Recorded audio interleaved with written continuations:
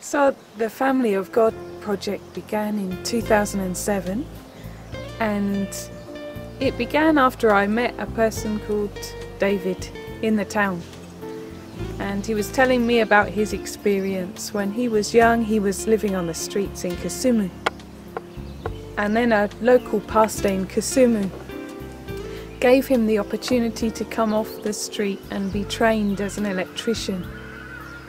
And David was telling me his story about how he had been rescued, in effect, and how his life had changed because of this man. And he said he really wanted to help other children who were in a similar position. And so we began to talk, and then we talked with the sister at Live With Hope Centre, and we said, really, is there something the Live With Hope Centre can do to help these children? We saw there were many children on the street in Kericho, and people were not assisting them. They were abused by the police, by the municipal, by everybody. They were just seen as bad and as criminals. So we said, really, these are vulnerable children that we need to assist. And so it began from there. We began to meet with them and talk with them, build relationships with them. And through that, a program of informal education began down in the town, which has grown and grown, and different staff members have come on board, and they've been able to help many children. And our dream, our vision really was to have a place where children could come and say this is their home for a time, where they can learn and grow and come from the street environment and eventually return to their homes or to somewhere else in the community, but be good members of the community. And so we find ourselves here now at this shelter, which to me is really like a miracle from God, because it's now happened and we are here, and we now have 5 boys, and I just thank God for what He's done.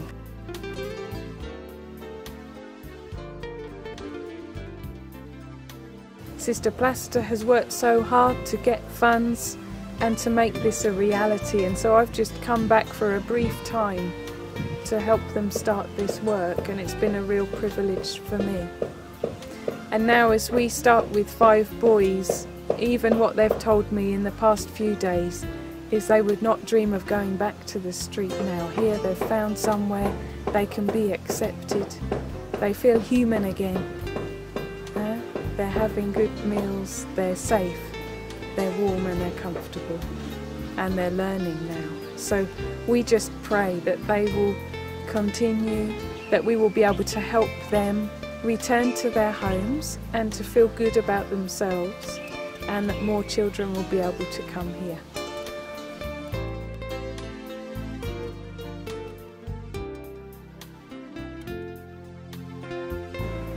When the project started, we did not have a structure for rehabilitation of street children.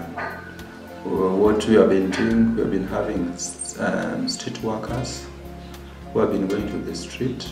They talk with the children, they do counseling, they refer them to the hospital, they do HIV testing, and those we find that they are positive for living with HIV/AIDS, we refer them to live with the Hope Clinic for further medical care.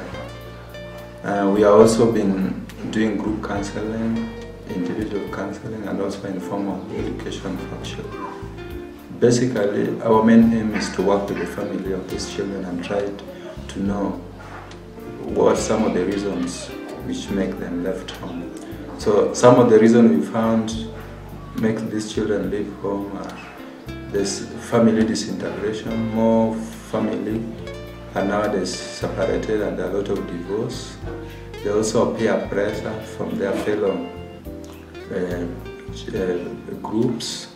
There also poverty, because we realize majority of Kenya, about 56% of Kenyans live below poverty. So in the rural area, where most of 60% of the children come from, the poverty is a real issue.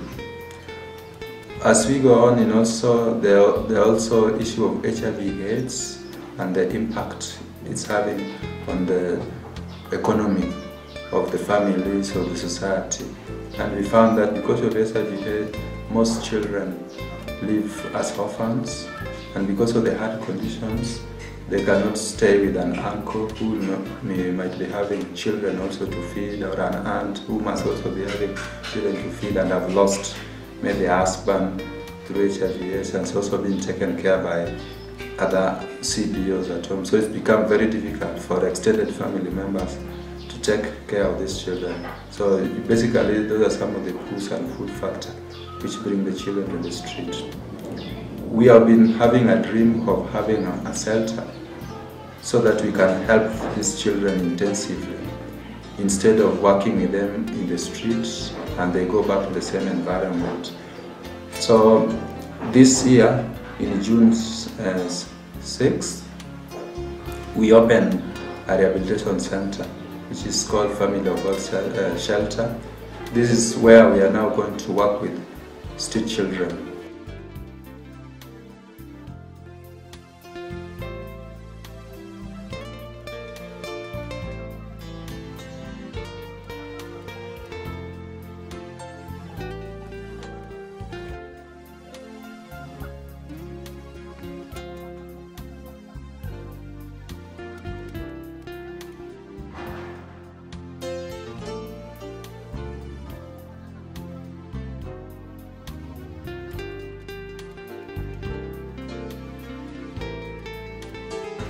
In the shelter, currently we are having 5 children, but our capacity is 20. Because we are starting with a small number. As we progress, we'll absorb more children.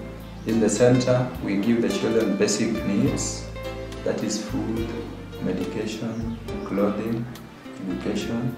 We also do counseling and do recreational activities with children.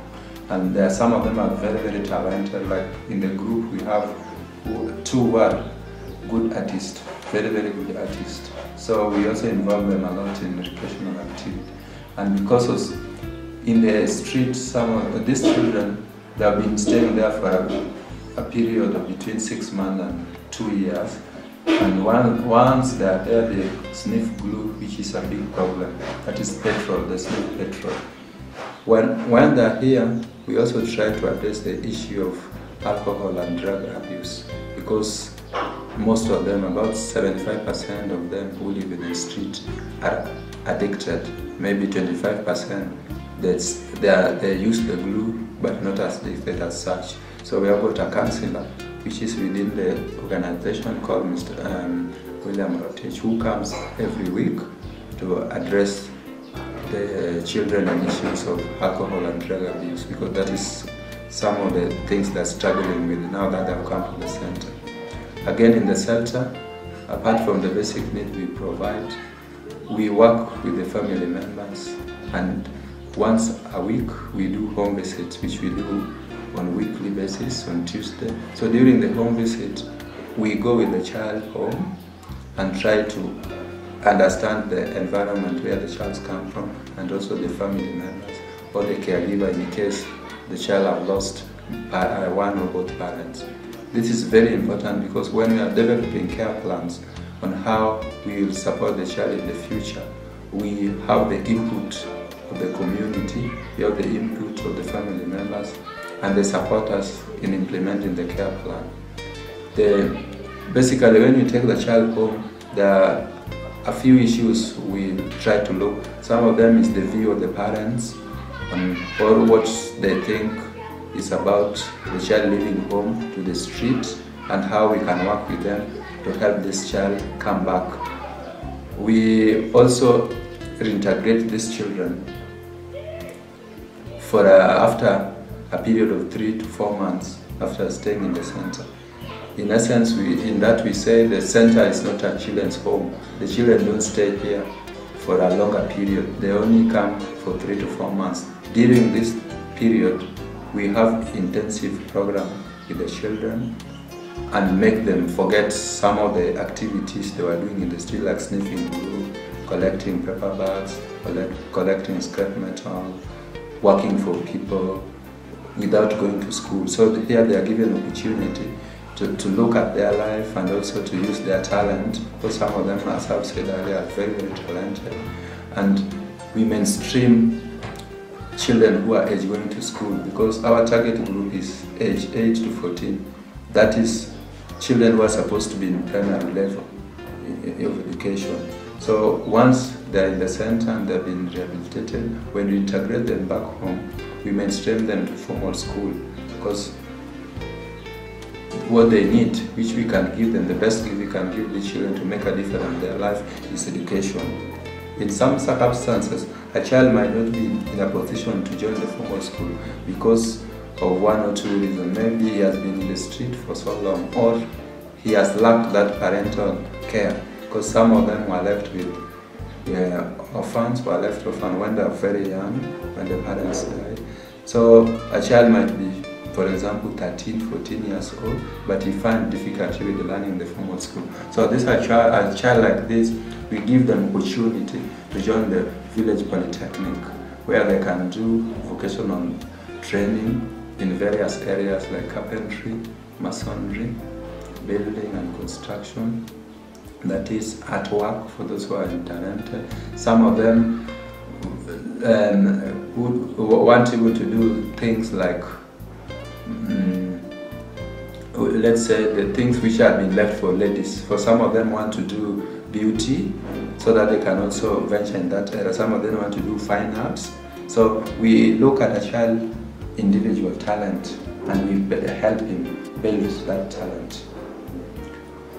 Again, as we have said, this is a work which needs involvement of community and partnership. So we work closely with relevant government agencies or organizations. We work closely with the district children office, and also we also work with the magistrates, the children magistrates court, because according to government law in Kenya, for us to have the children in the institution, they need to pass through the district children office, and then they go to the children's magistrate court, where we are given court committal order so that we can have those children in the center. We also work with other organizations. For example, I mentioned the village polytechnics, which are also run by the government. And once we go there, we talk with them to subsidize for us the fees or the cost of training a child, which takes roughly between 1 to 2 years and can cost about 40,000.